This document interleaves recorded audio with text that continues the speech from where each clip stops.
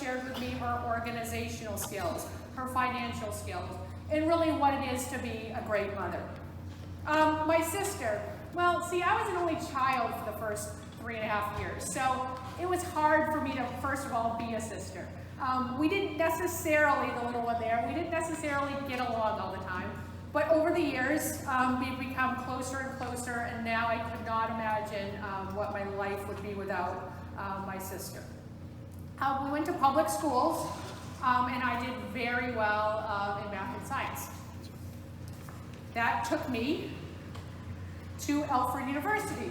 Has anyone actually even heard of Alfred University? Oh, there's about 10, maybe 15 hands. Right, Alfred University. Alfred University is in the middle of nowhere in Western New York. It's about 9 hours from Concord, New Hampshire. It has one stoplight and two colleges there, Alfred State and Alfred University. I went to major in ceramic engineering. Again, most people haven't heard of ceramic engineering. That's a topic for another time. And I also minored in mathematics. For me, ceramic engineering wasn't just about ceramics, material science, but it was really about glass. I was also away from my family, but up for a challenge. I made new friends, and some of those friends really became my extended family. I continued to work hard, good grades, like most of you, as you're going to college or into college, good grades were important to me. But I also found a satisfaction of helping others. That came academically, through tutoring other people, usually in math. That's how I met my husband, future husband at Alfred. And I also found working with Habitat for Humanity. We did a spring break trip our senior year to Atlanta, Georgia area, and we built houses and worked on those houses down there. So helping others got me through Alfred University, graduated there, and then went to work for Corning. Most people, right, show of hands, have you heard of Corning? Corning, we got a few more hands, we're growing in the hands. Corning, maybe you know it as those plates that your grandparents have. If you flip over the back, there's a little Corning symbol. But I worked in State College, Pennsylvania, in Pittsburgh, Pennsylvania. Worked in TV, television, glass manufacturing. So I loved glass. I loved watching a nice little 75-pound glass gob that's hot come out of the tank, get cut, get sheared, and then drop and get pressed. That was my life. And making sure that that glass was in composition. I also worked in Corning, New York in the world of glass fiber optics. Again, still away from my family, which I loved. But wanted to use and expand my education. That was my drive at that point. Here's what engineering, though, is for me. I love a process. I know that there's many of you sitting in here that will say, yes, even in math class, I love a process. I love a process, how things work. I love to see a manufacturing process, probably above and above all. I love to walk into how it is made. I love problem solving. I love the feeling of when you can find the root cause of something and actually solve it and fix it permanently. And that's where I worked in the field of process improvement. I love consistency. I love doing the same thing every day as close as I can, the same way if I can do it. Even if it's consistently bad. Consistently bad is better than not consistent. Consistently bad says I can take that process and move it from here to here with 1 or 2 fixes, but not necessarily have to think about a ton of things. I love working with others. I love working on teams, and I like using my resources. What I learned in engineering is you don't have to know it all, but other people may know some part of it. If you can pull that in to your team, and make improvement that way. I love observing leaders. I like figuring out different leadership styles, which then helps me become a leader. Corning was big on valuing the individual. Everybody has a place. Everybody has a piece in it. Your individuality is important. And through all that work, you need to take time for a vacation. Every once in a while, take a moment to recharge. Take time to relax. It doesn't have to be a major vacation, but something small and little along the way. And as you can see from the slide, I also love a checklist. I was talking to somebody at the beginning. I need to check this presentation today off my list. I need to move on. Let me make my check mark and go and move on. So life was good, right? I've got a job where we're all working well. I've worked at various Corning plants. My husband has now, or future husband, because we get married. Okay, right here. Thank you to my daughter Audrey, who made these nice little slides. But in 2000, September, we were married. We came back to, we were living in Corning, New York. We came back to Concord, New Hampshire, and got married. We then, as most people do, after you get married, the next step on your timeline there is to buy a house. We watched this house, it was a spec house, get built. We picked out a lot of the inside things. This was in Horseheads, New York, which is just outside of Corning, New York. We both had jobs. Again, couldn't have asked for more. Would have liked to be closer to my family, but overall we could vacation. We had enough vacation time. Then, July of 2001 happened. So this is right, we're in April 2001. We're now looking at July 2001. My husband got laid off. When we had purchased that house 3 months before, we had no idea that the Corning market was saturated. There was, Corning stock had gone from, at one point it was a high of $300. It split to $100. Next thing you know, it was crashing down, and it was at like dollars per share. There were no jobs. When you live in the town that the company is made of, you work for Corning, you live in Corning, Corning loses jobs, there's no jobs in a 50, 60 mile radius of that. I had a job at the time, but who knew how safe mine was? I was also in the fiber and photonics industry. For the first time in my life, hard work, dedication, family, there was no easy fix. Things were out of my control. It was my husband and his faith that definitely helped us persevere. For the first time, really in my life, I was aware that there was a higher power. There was going to be a plan for us. It's just really tough when you don't know what that plan was. So 3 months later, prayers were answered, and in September 2001, we relocated to Maine. Come to find out, there was a Corning Kennebunk plant, so we could relocate with the same company. Corning helped, Corning moved us. They paid for our moving, they paid for our closing costs of our new house. They stored our stuff while we built our new house. It was good. He got a job, Michael got a job at the Kennebunk plant. My hard work and efforts way back when I started in state college paid off because the Corning manager the engineering manager, happened to be somebody I'd worked with 5+ years before, and she said I could come too. I was back home. We're within an hour from my family. I continued to work in the Corning Kennebunk plant for the next 5 years.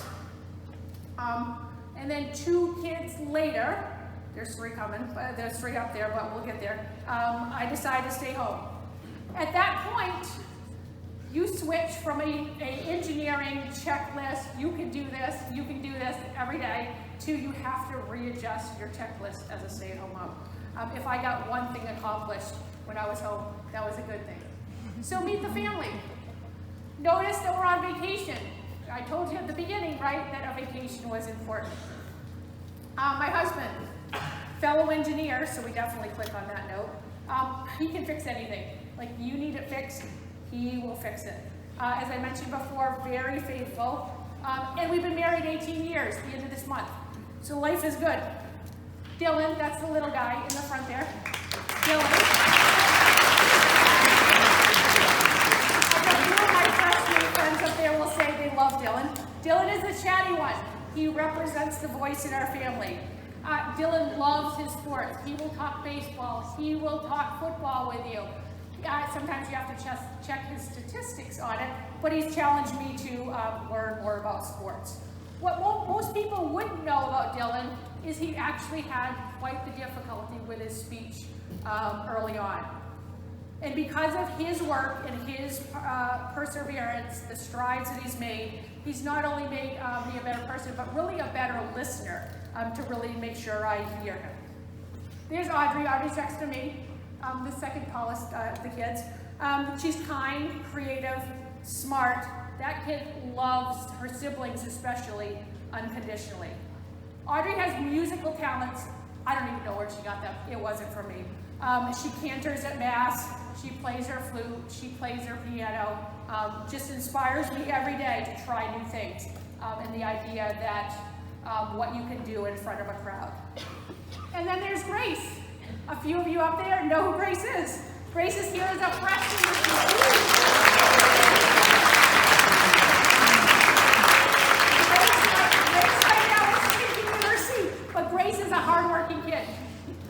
She has an intensity about her, Mr. Brown, when you say an intensity about her. But when you finally break through that intensity, you get first a smile. And then you find out that she has a voice. And her voice includes football and basketball and many other things. And then I put my plug in, because the husband grew up in Denver, Colorado, she'll also talk about the Broncos with you. And each day, I find out that Grace and I are more and more alike. And actually, as I think about it, as I reflected here, that I find each and every one of my kids, definitely I see myself in. Family, there's nothing like it. Make sure you take a vacation with your family. So then I was at the point of what's missing from the presentation. My friend Mr. Holtz here would say, it's what drives me to work, right? What drives me to work?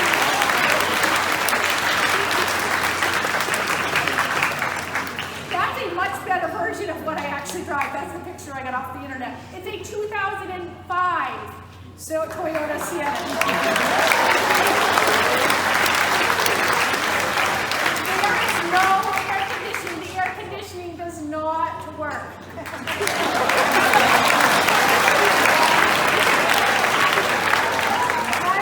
I long for a backup camera. I love backing up. I want to back up. Maybe someday I'll have the heated seats. Maybe. If you ask me what's missing from the presentation, it's the teaching part of it. The teaching. So,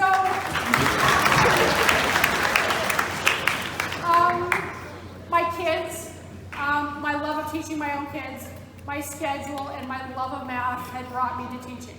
I started out somewhere around 2011. Dylan was born in 2009, so a couple years after Dylan was born, teaching at Noble Adult Education, doing GED classes. And I started taking classes myself at UNE. There's a teacher certification program there for people like me that have an engineering background and want to transform into teaching. I got this, right? I can go back to school. Maybe not the technology piece, Blackboard, I had to figure that out first, but I got this, I can do this. That led me to the school year of the 2013-14 as a long-term substitute position. There was wonderful teachers there. My team won, I happened to run into one last night, wonderful teachers. I really improved my teaching. I thought I really did well. People told me I did well. But at the end of the year, there was a job available, but they didn't hire me for the job. Oh boy, I started worrying, started stressing, my husband had to remind me, I need to say a prayer, things will all work out. I was still taking classes too during that at UNE because I wanted to continue on my path. The other part of that long-term sub thing is they didn't count it towards my certification. If they had counted it for a year of experience, I could have been certified in Maine. Nope, didn't work out for me. So the following year, I went to teach a class or two at Great Bay Community College in math. And then I taught computers, a couple of you went there, at the Hussey School for one day a week in Berwick. With my kids, like I got to go with this school with my little kids. The work was not ideal, but it continued. And at the end of that, I kind of considered, should I actually pay UNE $5,000 $10,000, something crazy like that, to then student teach. I thought I had all this great experience. I thought I had my engineering background. I thought I had done a nice job, but I still needed that student teaching experience. Or a job that would then say that I officially had taught. And so I came to St. Thomas. I came to St. Thomas, not one interview, not 2 interviews, but 3 different interviews over a 9-month period. 3 interviews, perseverance, keep going. And all of a sudden, in 2015, I was finally hired here.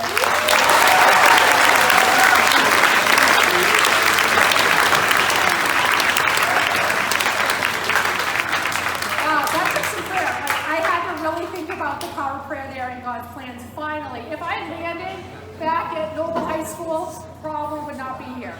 I feel like I found my second home. I really do. I'm surrounded each day by you, people that inspire me, the students, the staff, and the teachers that I teach with each day. For the seniors in the audience, my front row here, right? The seniors, we started together 4 years ago.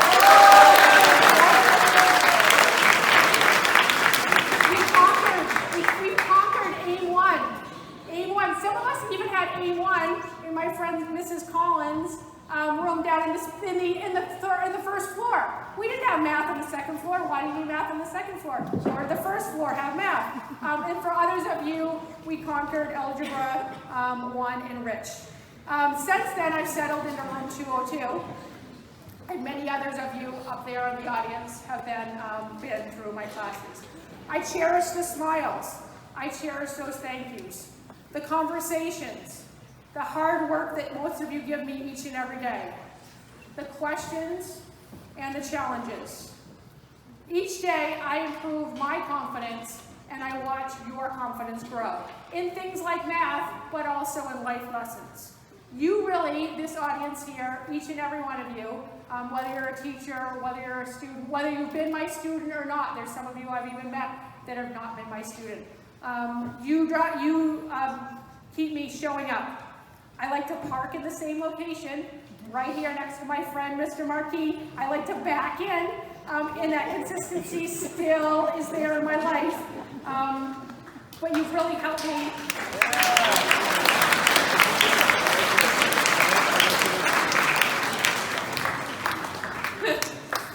You've really helped me become a better teacher.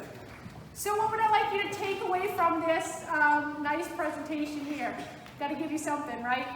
You have foundation skills. I had them back in my Concord High days, back in my Concord neighborhood with my friends, my family. You have those that you're building at home at St. Thomas. I have to bring up my Bill Belichick statement, which is you got to do your job. I do it well though, because you never know who's watching you. You never know when that thing is going to come back. That the experience that I had in Corning at one point versus the experience that I had when they said, we'll hire you too. Exceed those expectations. Figure out along the way how to help others.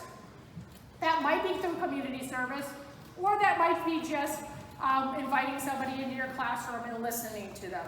It doesn't have to be something formal, but figure out along the way how to help others.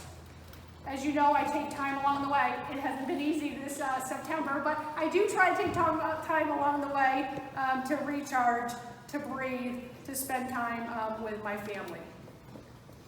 Surround yourself with others that inspire you.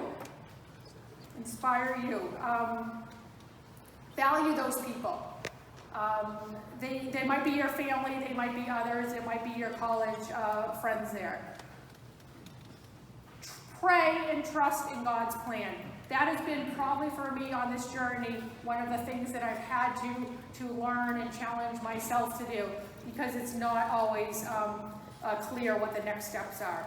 And please count your blessings. I count them every day for my family, to what each of you brings to me. And on that note, I say thank you for listening.